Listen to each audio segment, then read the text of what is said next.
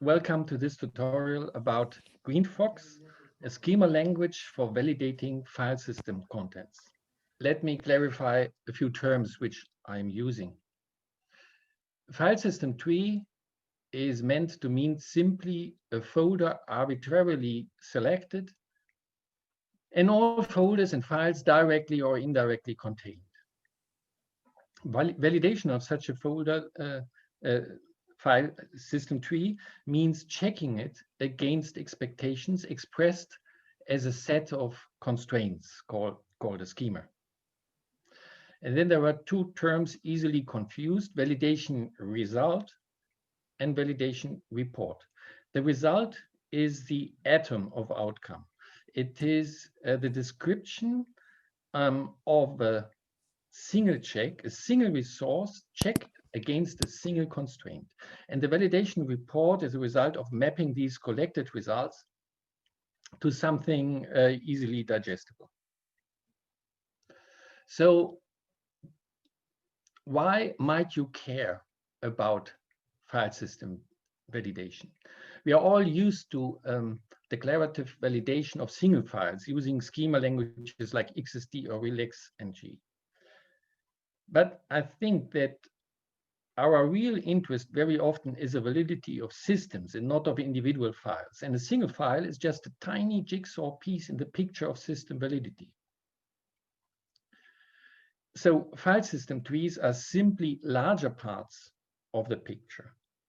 Just to remind you what file system trees might contain, for example, a product to be shipped, or a set of applications in use, critical components of infrastructure, data sources and assets, complex test results to be evaluated, and so on.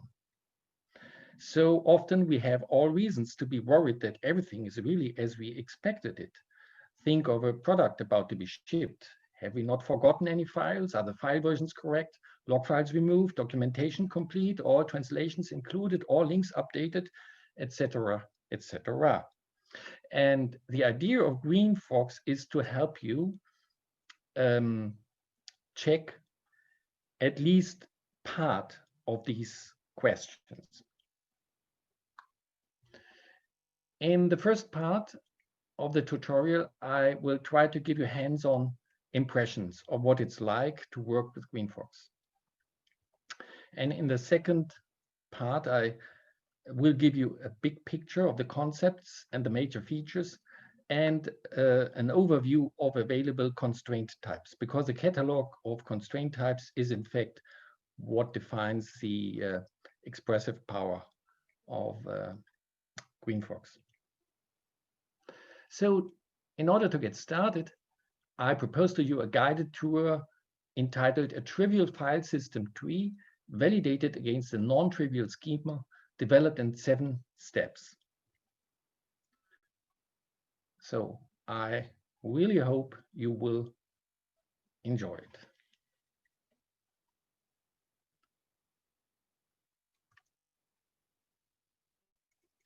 Let me start by showing you the file system.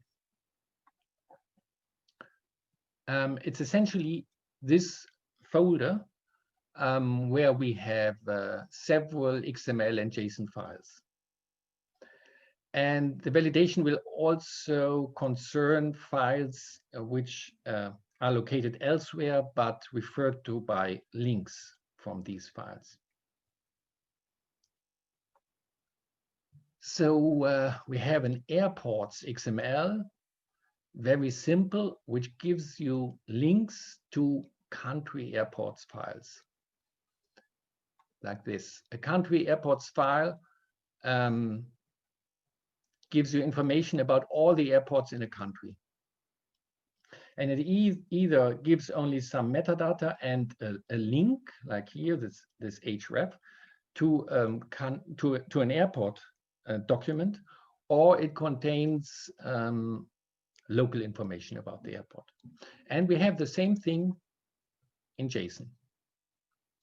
And the JSON country airports document has links to JSON descriptions of the airports, and the XML airports document has links to XML airport documents. Okay, that's it, our trivial system. So let's jump to our first Greenfox schema. The root element is Greenfox, and the first child is a context element, which has field children giving you name-value pairs you may refer to in your schema. And we use this always for the domain variable. This is followed by the domain element. Domain is a term used by Greenfox for that root folder under which everything is expected to be located, which you want to validate. The root of the system under consideration. And therefore, the domain element, in fact, contains all your constraints. Now, our domain has a single child, which is a folder element. A folder element defines checks to be applied to a set of folders. The checks are defined by the child elements of this folder element, which are called constraint elements. So the folder is just a container for constraint elements plus, and that's very important, something which is called the target declaration. That is the specification to which folders these constraints apply. In this case, the target declaration is a Fox path, which is in practice very often the case, but there would also be other possibilities, and I will get back to that aspect later. So this folder element has a first constraint, target size, which simply checks that the target of this element comprises exactly one document. Count is 1, yes, and there is a message associated with this if the reality is different. And the second element describes declaratively the folder contents in a way which is very easy to understand, even without any explanations.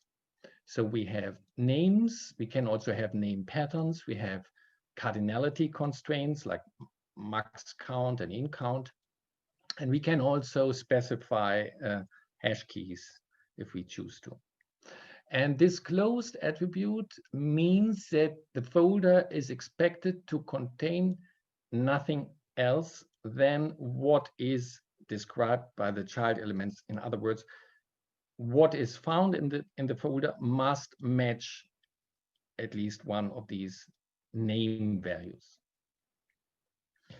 So it's a very simple, straightforward thing. It's a way to look whether or not particular folders, or in this case, one particular folder has the content I expect.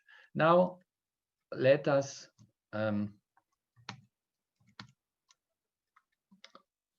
invoke the schema. Invocation is very simple.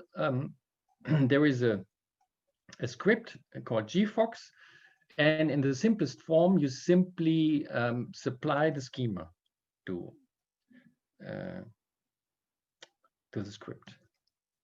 So it's R1.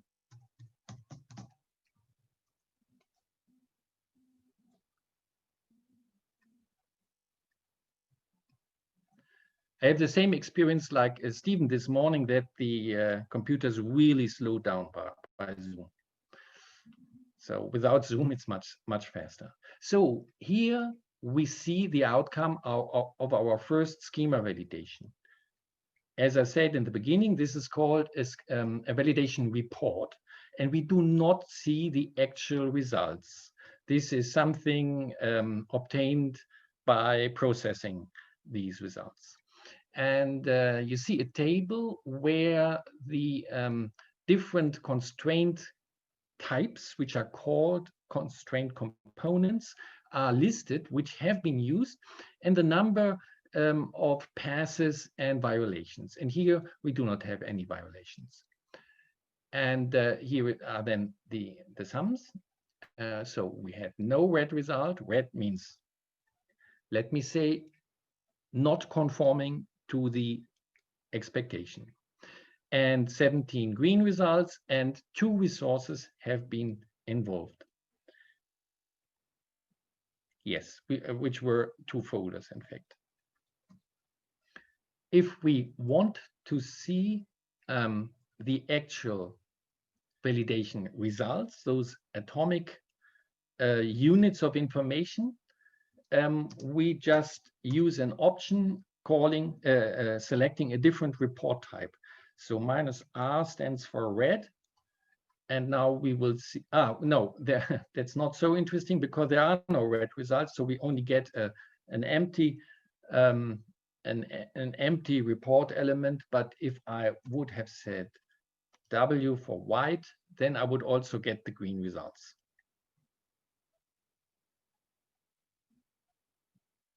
Okay, so let's immediately proceed with the second schema. And now we add a second shape. I did not mention this, that the folder element is called a shape. A shape is an important concept in Greenfox. A shape is a container for constraints and connects them to a target declaration. So we have the folder shape and we have here the the folder constraint, and then as a child of the folder shape we have a file shape. So again, this is an element containing constraints and connecting them to a target declaration. It's very easy to understand that this target declaration selects all flag files, and we have 2 constraints again. A target size constraint. This time it is one which cannot ever be violated, which says there might be even no member in the target. Then we have a file size constraint, which clearly mandates that the size of the file EQ is equal, must be 0. Otherwise, the result will include a message flag file not empty. So let's try this out.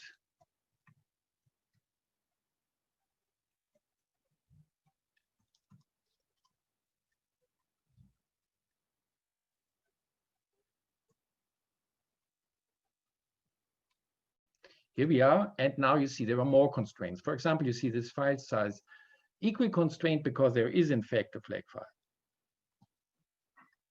Now I suggest to you that you enter a shell and navigate to the schema folder under the Declarative Amsterdam folder in the Greenfox project.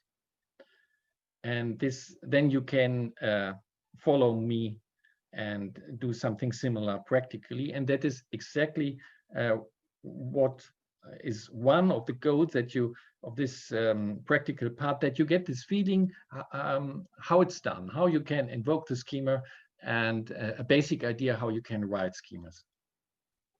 And while you do this, I will tweak my schema. I say that, simply I say it must be greater 0. I leave the message. The message then should be GT message in order to be connected to this, but I think that's not. Oh no, wait a minute. I will do this because then we see also this message in the result. Okay, now the schema says a flag file must not be empty. And I expect an error.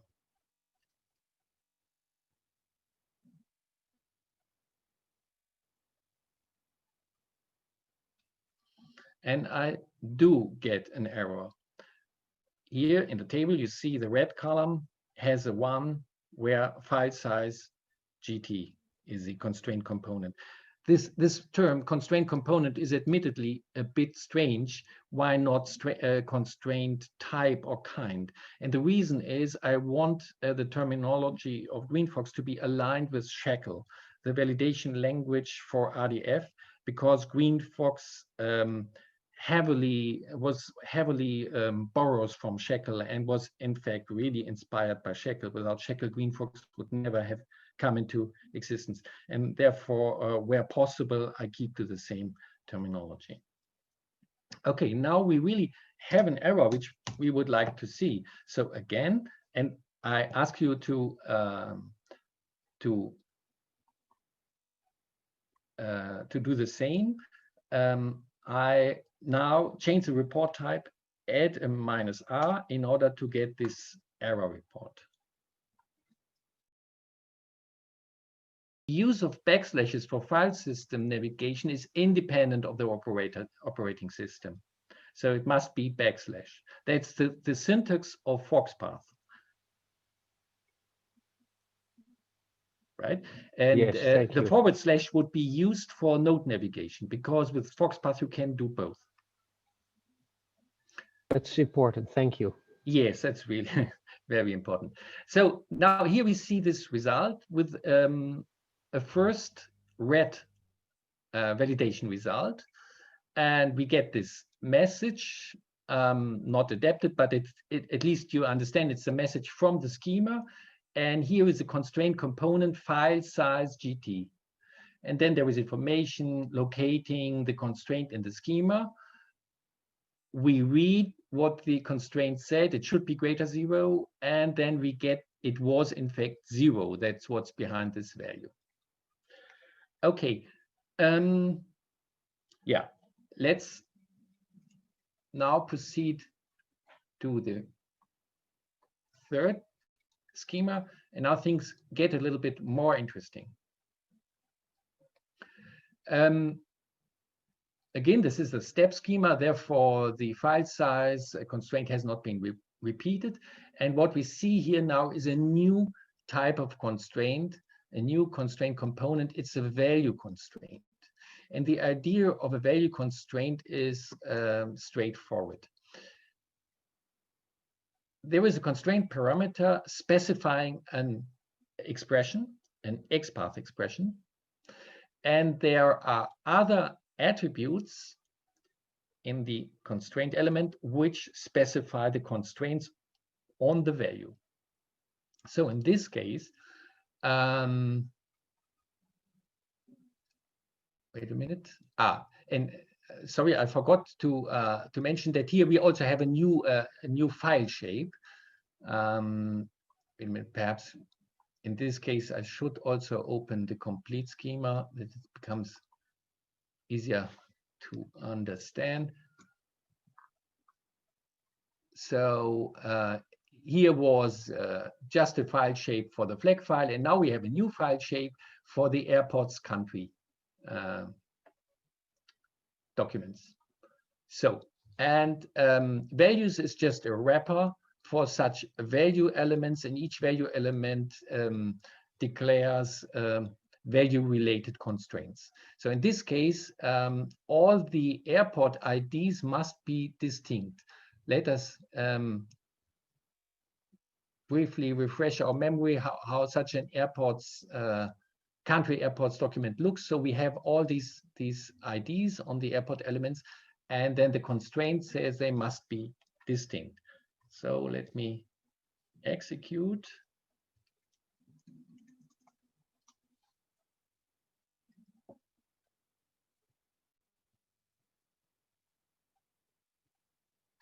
So at the moment, everything is green. And yeah, I arbitrarily, I say here 604. I turn it into this 59797 above. So I expect now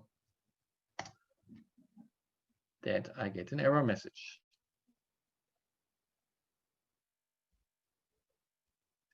Okay, and you, if you are now if you have a shell opened, I invite you to do the same and to get the feeling for it. So let's take a look at the validation result.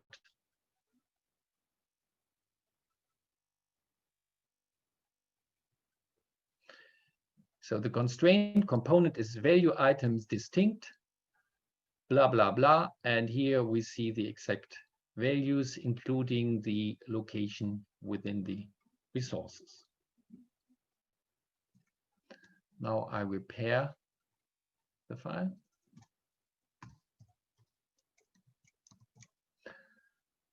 So I opened and open text.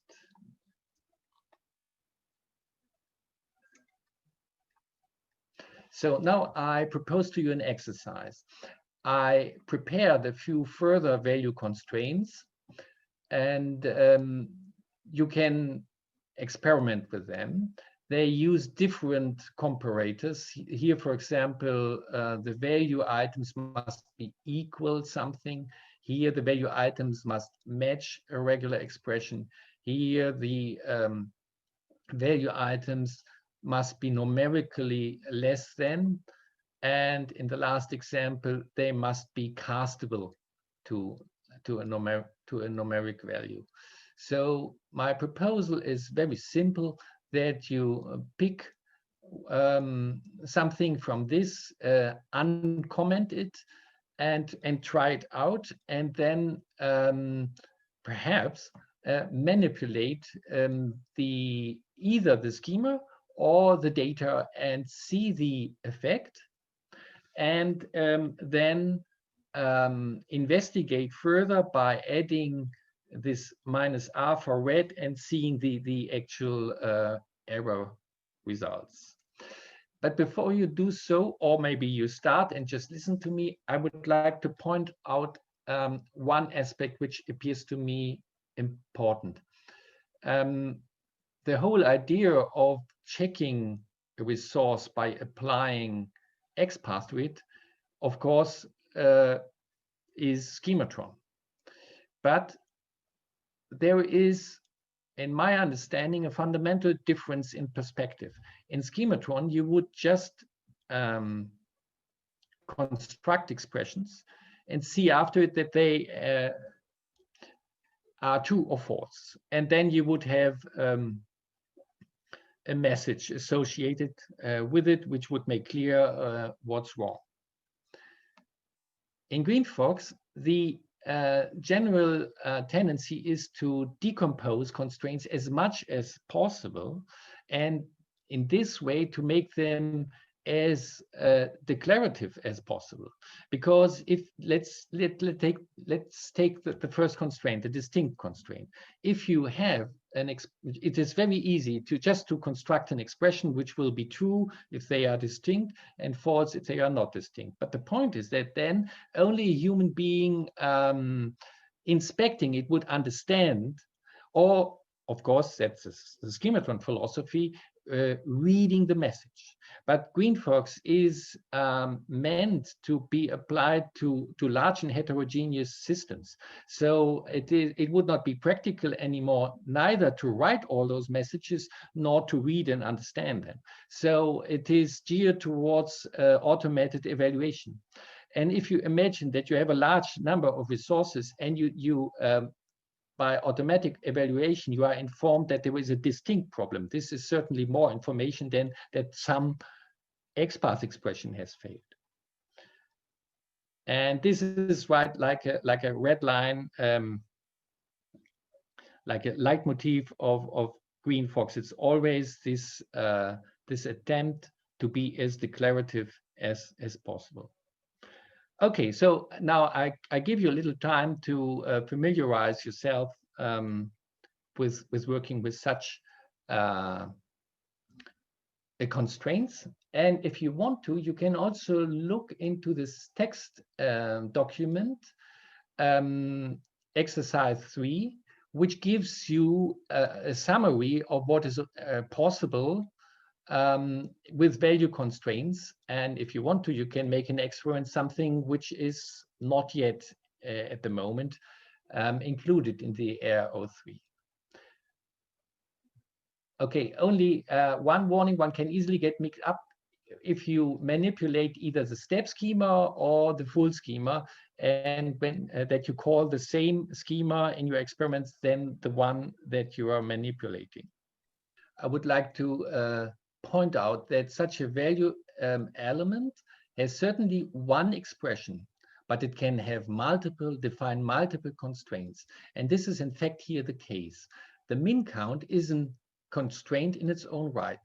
It means at least one item must be in the value. So here we have, in fact, two constraints in the first value element. It's a min count, a value min count, and a value equal constraint. And in general, it's a strong recommendation always with a value constraint include a cardinality constraint. Because otherwise, if you have a typo and nothing is found, then nothing can be violated. And you will not notice that something is wrong. And therefore,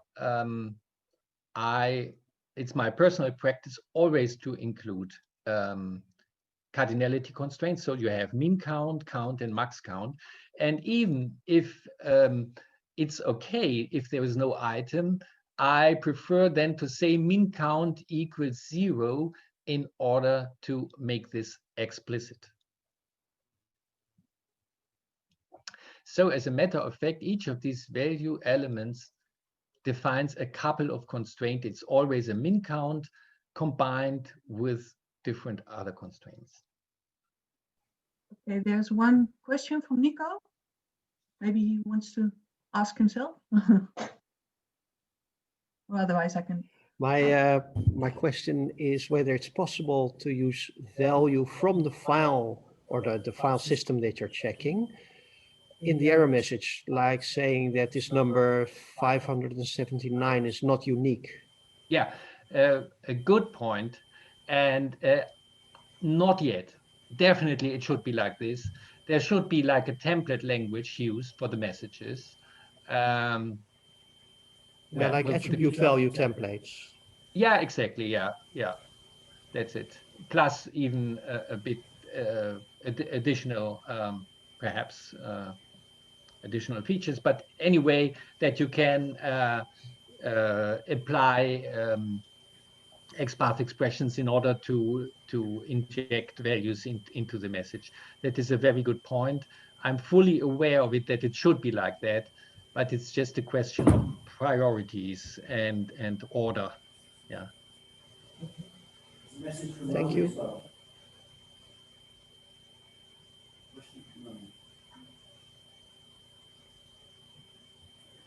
Pardon? Did I miss question? Sorry. Well, where will the master location be for the Greenfox XSD schema? It's a question from Joel. The URL pointed to by the schema location doesn't work. Oh, wait a minute. I'm amazed myself for what. The Greenfox XSD is found in the XSD folder under the Greenfox folder. I thought that in all schemas there is this location, but well, in that one I forgot it.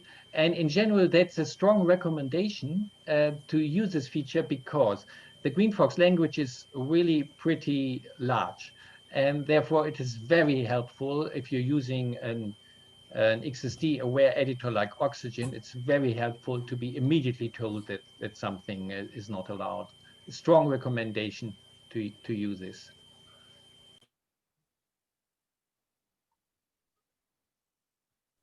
There was a question from John Lumley as well. Yes. He says, should we be using .gfox or .step.gfox schema files?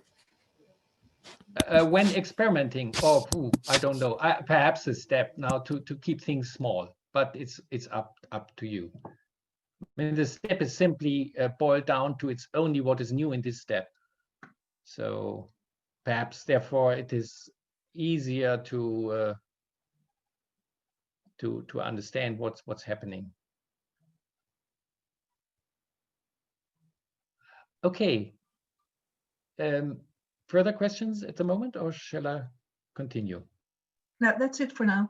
Okay, so in the next schema, 04, we have a value pair constraint. So value pair constraint has not one XPath, but two. And a condition is specified which this pair of values must satisfy. In this example, it's twice that they are equal, which means that all items from the first expression must be in the value of the second expression.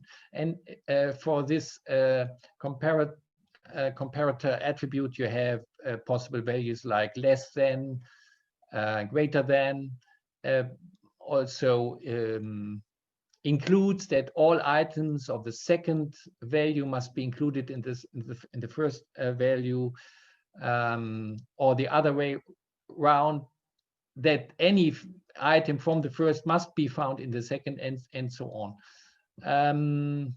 Yes, and worth mentioning is also this use data type that's also available in the value constraint. This means this is a directive that before comparing, the values are cast to the specified type.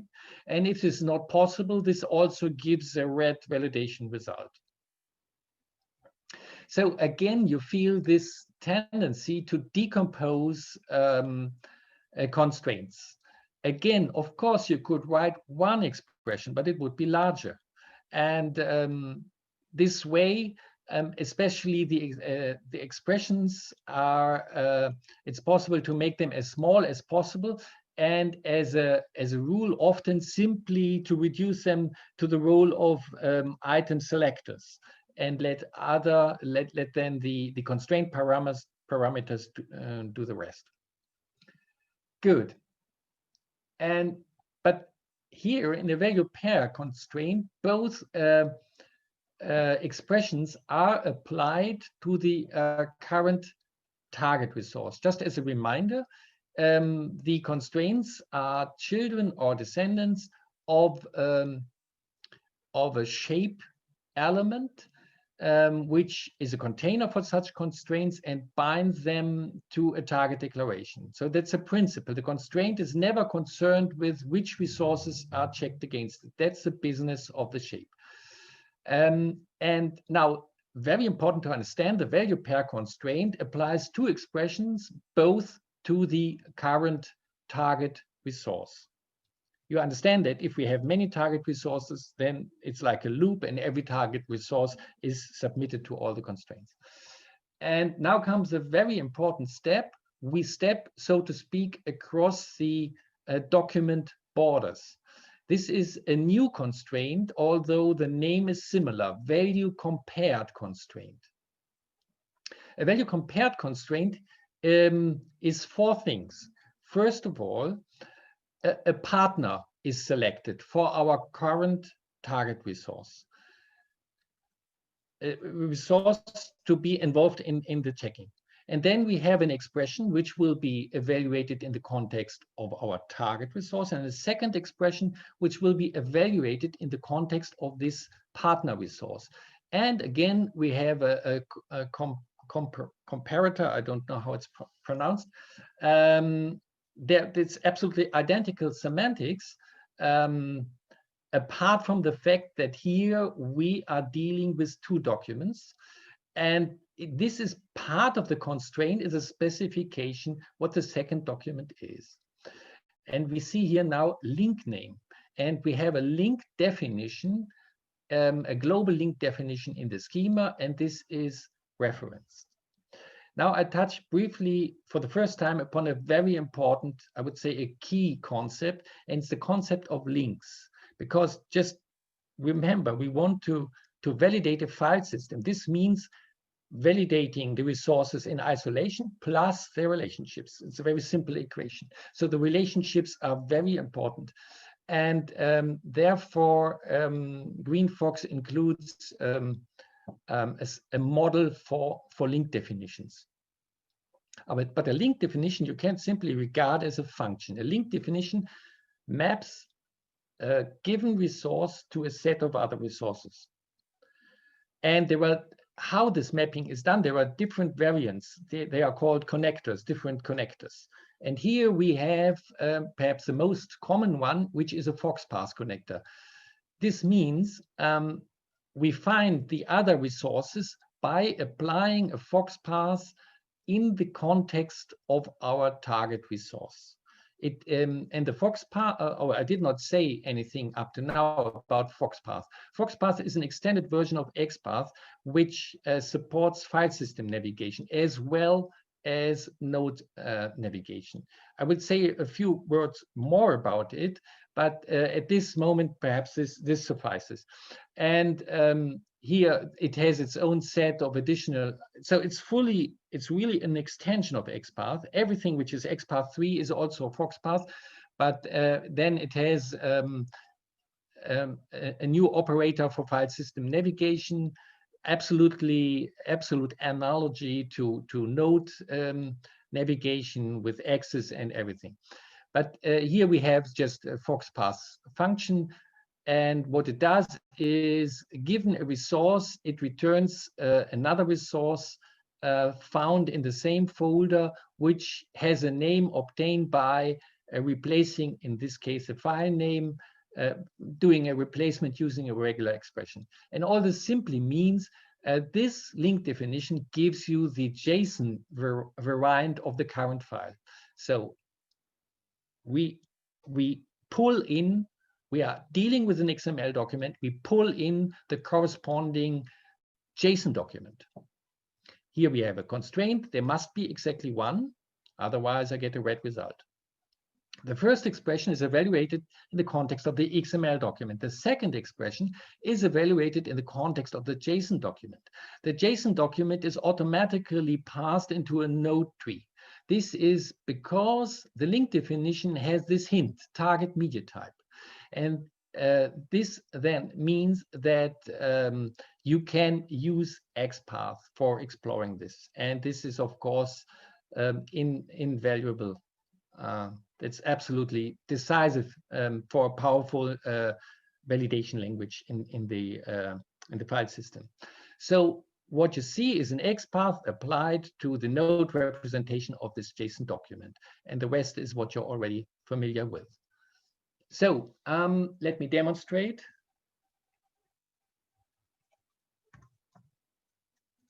And perhaps you do it too. It's arrow 5.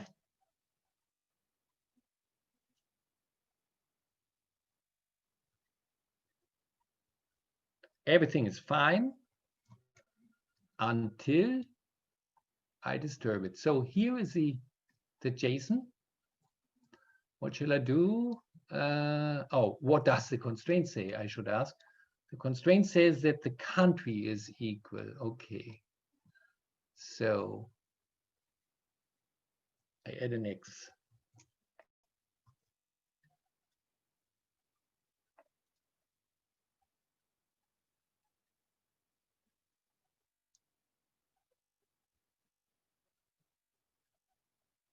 And I get a red result.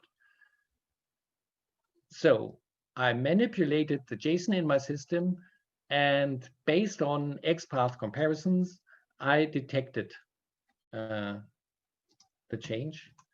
Take a brief look at the error.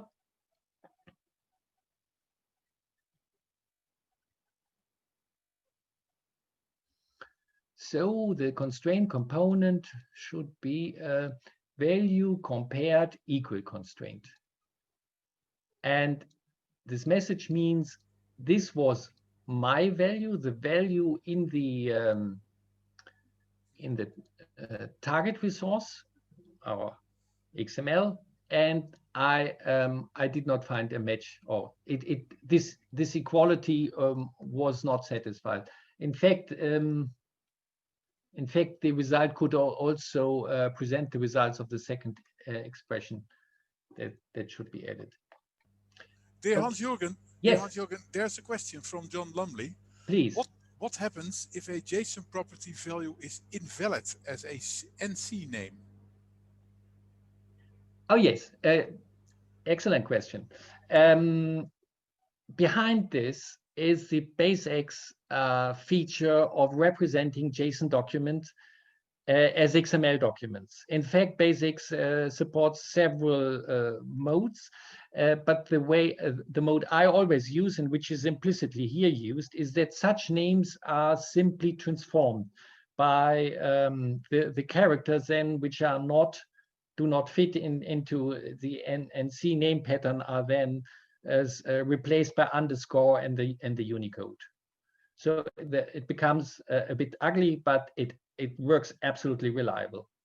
So you can really say, if it's valid JSON, you get a document. If it's not valid JSON, you won't get a document. I've never had a different experience. Okay, thanks. Yeah. So, and I believe that this step from exploring a single resource to exploring a pair of resources is a very important step for the whole concept of file system validation.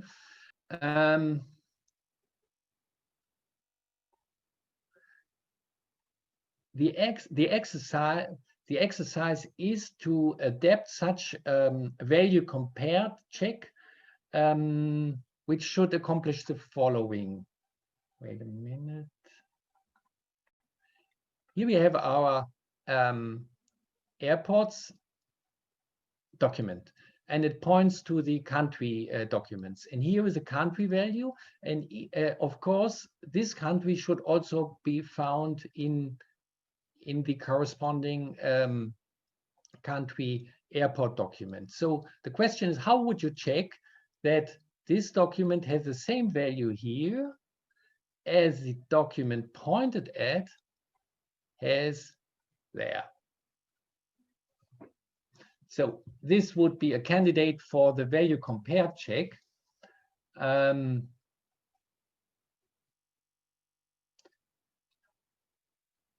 I decide now to do it the following. I show you the solution, and if it's interesting for you, and later you could then do the exercise, which would consist in changing preliminary version, which is not yet the right solution, in such a way that it then works. Okay. So here's a solution. There's a new feature, and not new, but an important feature which I have not yet mentioned. It's a focus node.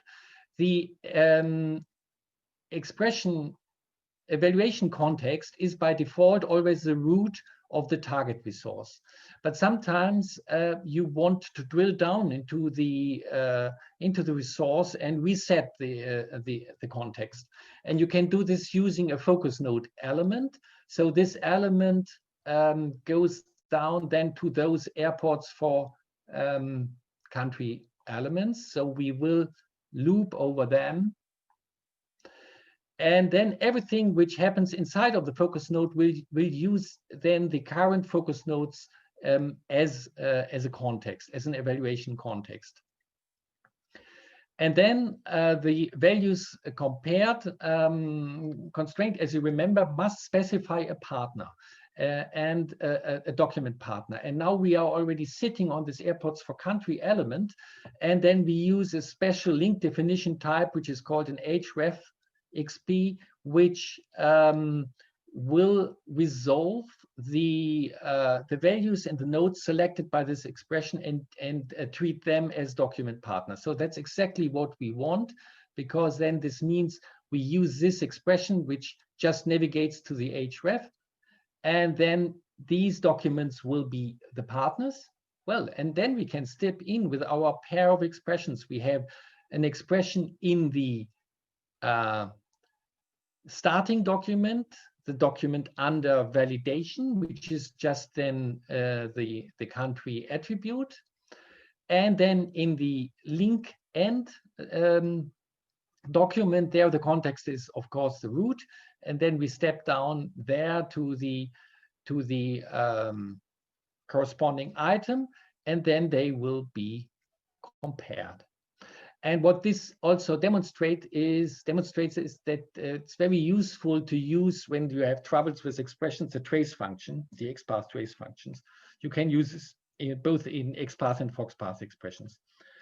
And now I show what happens if one uses the correct solution.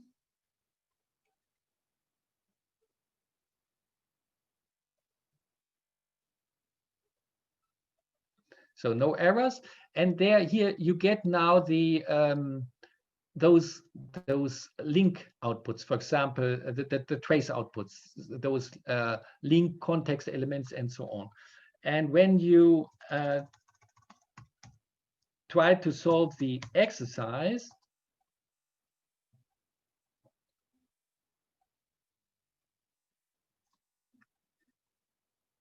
you will get errors. And you see already first trace output, so this can guide you along. It's just, in fact, an exercise of correcting XPath expressions. And in doing so, you may develop a certain feeling how this value compared constraint works. Okay.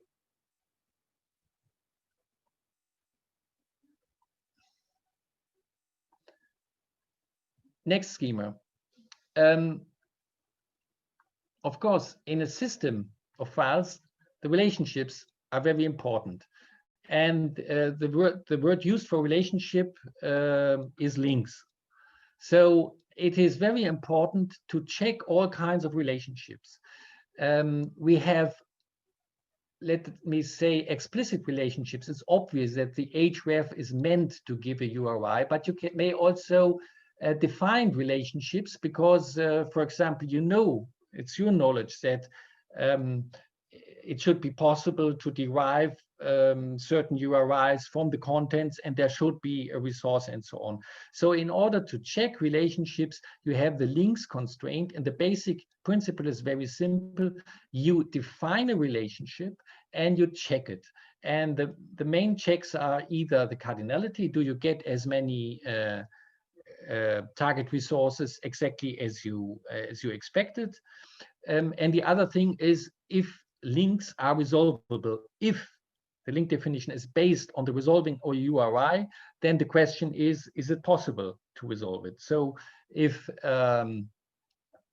we have a dangling link, then you would get errors. So the links constraint is very important for checking relationships, and it's again based on the concept of link definitions. And if you take a look at these link definitions, you will see that they are really quite different possibilities of how to define a resource relationship. Here we have two cases where it's just defined by a FoxPath navigation. Here we have a case. The important thing is the name of the attribute. Here we have a link defined by an expression selecting items containing URIs. Here we have a relationship defined by constructing the URI, independent of any intentions of the document order to specify links. It's just an XML expression which constructs something. So for example, you could construct from the XML entry document, it would be easy to construct the links to the corresponding JSON documents and so on. And here we have yet another kind of link definition, which is very handy when you compare complete trees in your file system, because for every resource, it finds the corresponding location in the second tree. Well, and one more schema I wanted to show you. It uses a doc tree constraint. A doc tree is like a pattern for tree structures. So how would you check that a JSON document has a structure you expect?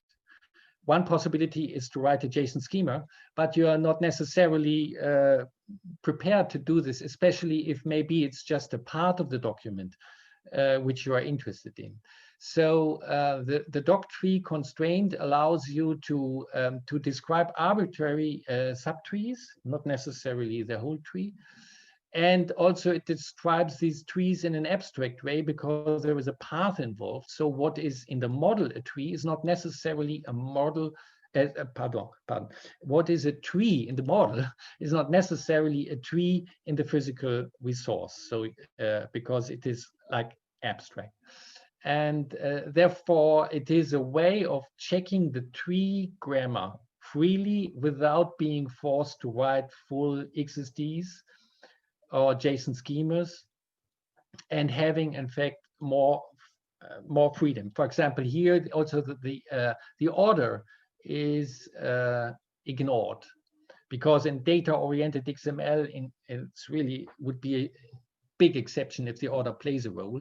And then well, you would be lost how to check this JSON, even if you get then this node tree representation, you do not know, you cannot foretell the order of the JSON field. So you would have a real problem to check the JSON structure. Okay, so there is one more step which I skip in the interest of time. And this then concludes this first part of the tutorial. It is my hope that you got a first impression how Greenfox schemas look, how they are invoked, how you can work with them. And now in the second part, I want to give you the big picture, what is behind it, because it's very important not to look at Greenfox as a toolbox, giving you many nice little validation tricks, but it should be seen really as one coherent way of understanding a complex system, where everything fits together and there are clear constraints which keep everything together. And my idea is that the key to understanding Greenfox is to know 7 things. It's resources, constraints, shapes, target declarations, link definitions, results, and reports. Resources. It's files and folders, and that's it. That was easy. Constraints. What is a constraint? It is logically a function that maps a resource to a validation result, including a pass or failure information plus details. We saw this, for example, the value which violated, also value about, of course, which resource violated and which is the constraint. So resource and the constraint is identified plus additional information. And it bears repetition. The constraint is not responsible for selecting its target. That's the business of the shape. And the schema representation of a constraint is always an XML element with its attributes and children. You saw quite a few. You saw value constraints, links constraints, value pair, value compared, folder content, file size. There are all in all currently 19 constraints, types of constraints. Okay, a constraint is like a logical function, and it has, of course, parameters. The type of a constraint is always identified by the XML element name. The parameters are provided by attributes and child elements. And this term constraint component, this depends, which means simply the exact type, or you could also say the subtype. It depends on a key parameter among those attributes and child elements. This is a bit theoretical, admittedly, but it's important that you have this understanding what it means if a result says this is the constraint component. So I would like you to have a clear idea what the term constraint component means. First example, we have this value constraint element, and now there is one constraint concerned with the min count. So the value of the constraint is given by the element name. The parameters is the expression, the min count, and the message. The min count is the key parameter, the parameter which identifies the identity of the constraint. And therefore, the constraint component is value min count. Second example, distinct. very similar. The type is value, the parameters is the expression, and the distinct value, which is true. The key parameter is distinct, and therefore the constraint component is value distinct. Now, this slide shows an attempt to categorize the constraints, because one must remember that the scope which Greenfox is tackling is really very large. It is a system of resources, so you must look into the resources, you must check their relationships. So I think it makes sense to distinguish with what particular constraints are concerned and with what they are not concerned. So the first categorization is unary versus binary. Unary means it targets a single resource like value, value pair, or doctrine. And binary means it targets a pair of resources, because this targeting a pair of resources is an important trick in order to approach an understanding of the relationships. True, you cannot express everything with the help of pairs, but you can get very far by looking at sets of pairs. Another categorization, and it's orthogonal to it, is closed or open. Closed means that there is no impact of other resources except for the one or two resources considered by the unary or binary. This is, for example, the case in the value constraint. There is no possibility to influence it from the outside because it's an XPath, and well, admittedly, as you could, of course, navigate away with an XPath, but you shouldn't do this. That's a silent assumption. If you want to navigate away from the resource, use a Fox path. Or the value compared, yes, it's a binary, it's two resources, but it's only their content which counts for the result. And open means then there is potentially an influence from other resources. And as a basic rule, it is if a Fox path expression or a link definition is used for another purpose than finding the second partner for a binary constraint, then of course the world can crash in and can influence your results.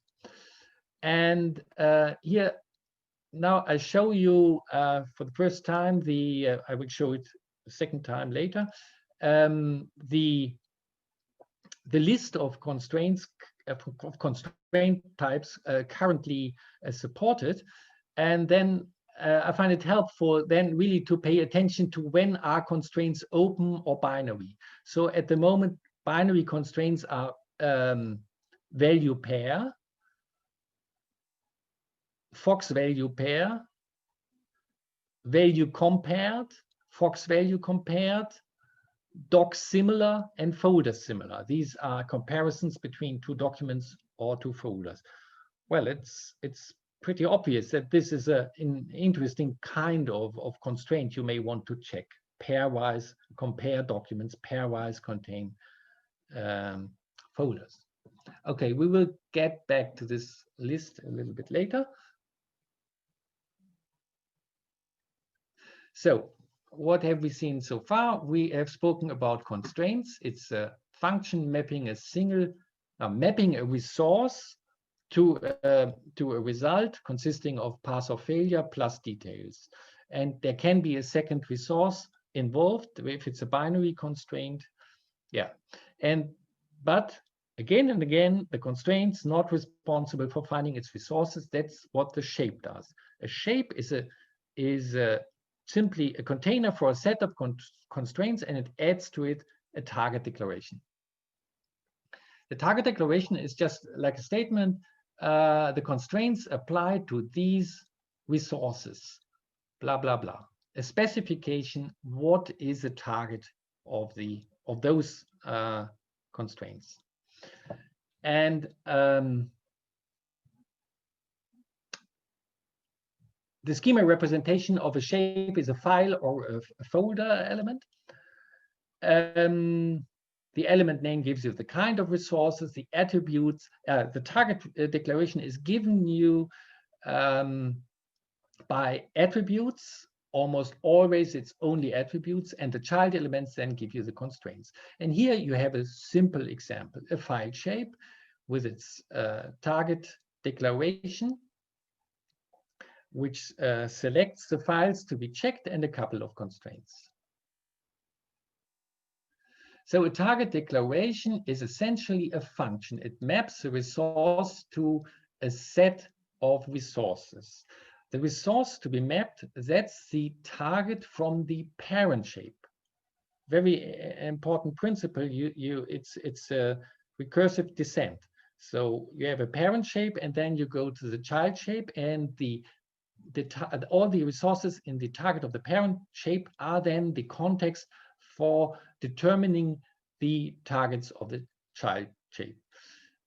And the output of the target declaration in this case is simply the target of the shape. So here we have, for example, a file shape which selects XSDs, and a child shape selects other XSDs following links. And as you would expect, the context for following links is, of course, the XSDs selected by the surrounding file shape.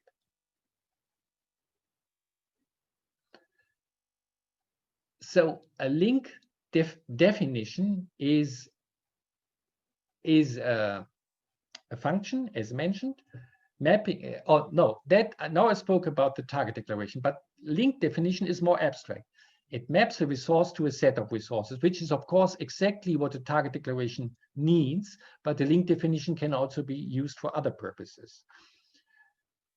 The schema representation of a link definition is a link def element or attributes and child elements of a link using element. So a link definition can be made on the fly by an element which needs a link, or it references a link def element. And which element need links? It is the shapes for their targets. It is links constraint, special constraints for checking links. Of course, it needs links definition. And it is binary constraints, constraints which investigate a pair of resources.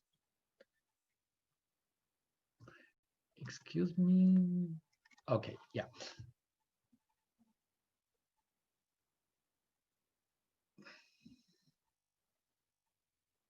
So let's take a closer look at the range of possibilities. How can we define relationships between resources? The term connector means how the resources themselves are connected. I should add this information that the link model of Greenfox is rather sophisticated. It has been guided by web specification. There is a key specification defining links, and the key point is that the ends of a link are not necessarily URIs or root nodes or something, but it is more abstract. It is two resources which are involved, but the so-called context or starting point of a link may be some fragment within the resource. And the link target, the result of the link, may also be a fragment of the target. So the link concept of Greenfox is therefore there is always a connector leading from resource to resource, but this can then be freely combined with selecting in the starting resource a fragment and selecting in the target resource a fragment. Okay, and now I'm concerned with the connectors, how to move from resource to resource. We can do this using FoxPath. We can do this, you saw this, using an expression selecting items supposed to contain URIs. And you can also use an XPath expression constructing URIs. quite interesting is the mirror constraint. Imagine you have a file system tree T1 and a file system tree T2. Say T2 is filled with results, with reference results, and T1 is actual results. And the structures of the trees is more or less the same. And you want to compare each folder and file with the corresponding resource under in T1 under T2. So it's like a mirror. And this can be then specified by a mirror link def. Therefore, also the tutorial material includes a copy of the air folder, which is a data folder, with the data under it. And I think there are some example schemas demonstrating then how easy it is. You just, wherever you are, then under the domain, using this link definition, you get immediately in one step to your partner under air. No, here, what I wanted to say, yeah, okay, and under the at the corresponding location in this copy of the air. And one more way how to define links should be mentioned because it's simply important in the context of the web. That's a URI template. Straightforward, you have a URI with placeholders and template variables, which are, of course, filled using XPath. And I remind you that you can use XPath in JSON documents too, so you can very nicely construct links from JSON to JSON.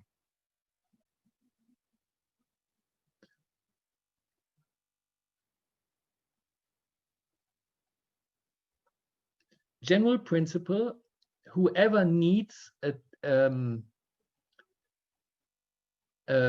link definition may either reference it by name or construct a link definition on the fly using attributes, or only in the case of URI templates, also child elements would be involved.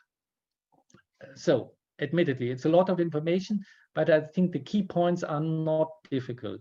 We have the key concept of defining resource relationships called links. A link is defined by a link definition. We have different forms for it, using Fox path or href expressions and so on. And we have two possibilities. We can describe these links like global types. It's similar to global types in an XSD and then reference by name, or we can construct these links on the fly. Link constraints, of course, are very important because in a file system, links are critical points. If I think, for example, of XForms pulls in data from somewhere, then it would be very easy to check that this pulling in would be successful, that the link is indeed populated. Yes, and as I mentioned it before, what to say about a link, it is if it's resolvable.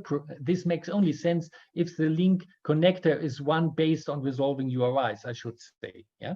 So, but when you have to resolve URIs, then you can, it suffices to say resolvable equals true. That is, you get an error whenever a link is either, a URI is either selected or constructed, which does not point to a resource. And then you always have the possibility to specify cardinalities. Link using elements. I repeat, it is binary elements like value compared or doc similar. They need, please note the analogy, although it's quite a different thing, a shape in such a constraint, but they have exactly the same need. They need to map a current context resource to a set of other resources in order to consider all the pairs constructed from our target resource and this set. Okay, and now a brief intermezzo because FoxPath has not really showed itself up to now. There have only been quite dull expressions using a function call, and therefore I invite you to take a look at FoxPath. I added also a folder, the amazing FoxPath, with a text document where you see a few examples what FoxPath can accomplish. And now we are speaking of Greenfox, and Greenfox is not dependent on FoxPath, but you have all the power of FoxPath at your command, and this is considerable. And yes, this is an aspect to have in mind. So you can download FoxPath from GitHub and immediately start to use it, calling the script Fox. And just let me show you two examples. So we have file system navigation here. The axes have this tilde added to be recognized as a file system axis. So we go up to the Declarative Amsterdam folder, then we drill down to all schemas, but we select only those, and now we go into the document, only those which have a doc similar constraint. So that's a key feature, that you can mix file system and node tree navigation. This means, among other things, that you can filter your file system resources by their structured content, and not only by structured XML content, but also by structured JSON content. All it takes you to do is call the JDoc function, which then parses it into a node tree. So this expression, for example, selects then all the JSON document where in the structured JSON content some condition applies.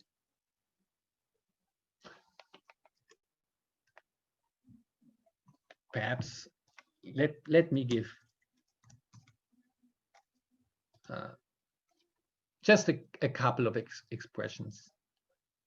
So let's say you want to know what are the file extensions used in the Greenfox project. So I use this Fox expressions which navigates up to Greenfox and then down to everything, gets the file extensions, and that's a FoxPath functions frequencies, gives you then the values plus their frequencies. So for example, you see that in Greenfox we have 88 Xgraphy modules, and to my own surprise, 1,175 CSV files. Speaking of CSV, this is, you may remember, this also supported to be treated as a node tree. So let's suppose I want to visit this CSV, I parse it, and then I want to, I parse it into a named representation. The yes means that there is a header line, and I go down into the CSV, get all the longitudes, and get the minimum longitude from a CSV file with FoxPath.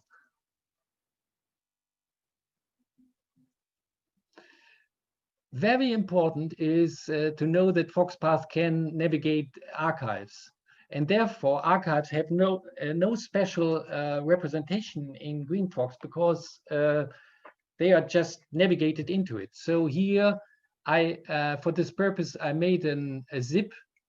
What was it? I think the data folder, I made a zip the data folder, and then this path navigates into the zip, goes to all the airport XMLs, and extracts the countries and gives us the frequency. So this expression evaluates the file tree within the zip and gives us then the frequencies of countries which occur there. Okay, I think that's suffices for giving you an idea that it might be worthwhile. I can say that now for 4 years now, every day, part of my work is using FoxPath, because data analysis is simply a key part of my work. And well, I'm constantly looking into sets of documents and extracting things from them. And again, you have this at your disposal in Greenfox, and you can simplify your schemas very much using FoxPath intelligently. Results and reports is just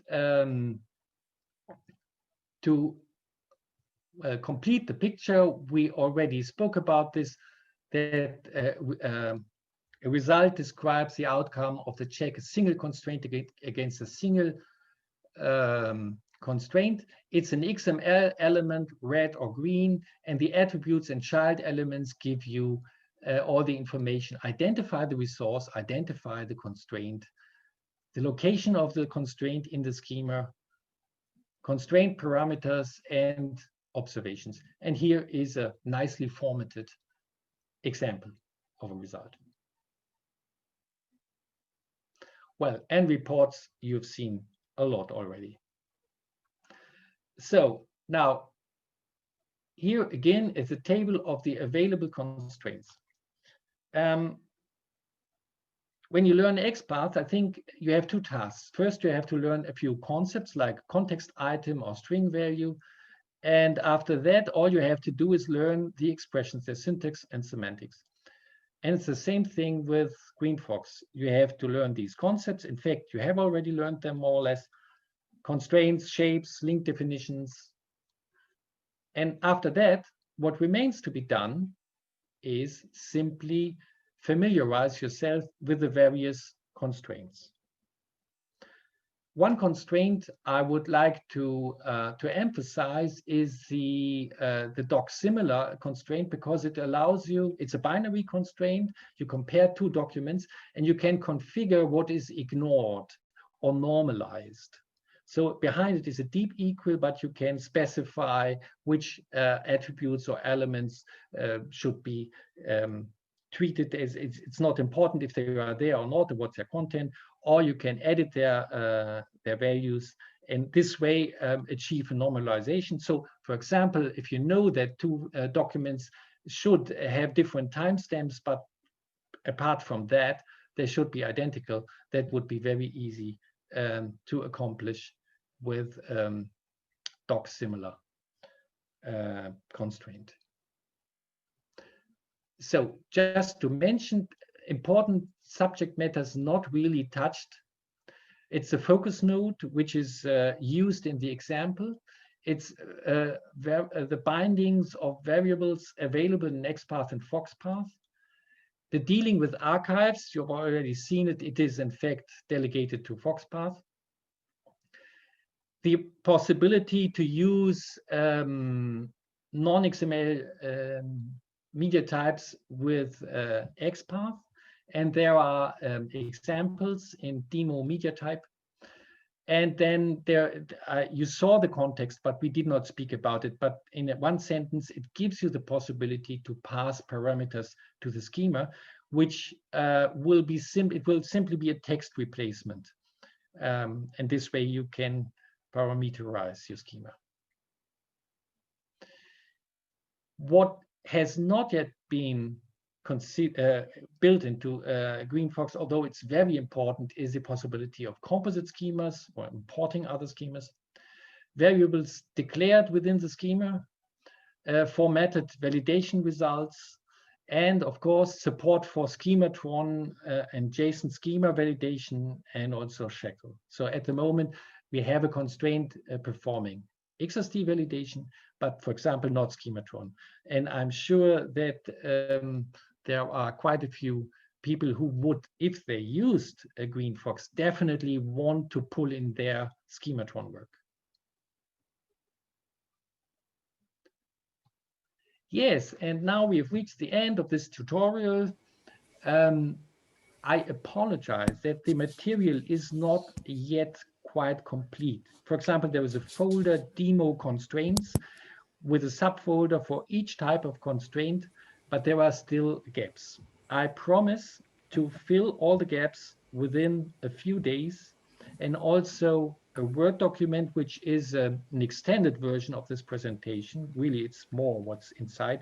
That's also still under construction. My sincere apologies. I'm very sorry, but it will take me a few more days to get this done. Thank you very much for your interest. Well, thank you very much, Hans-Jürgen. And I would like to ask everybody to unmute themselves and give him a big round of applause, especially for being so punctual as well, precisely on time.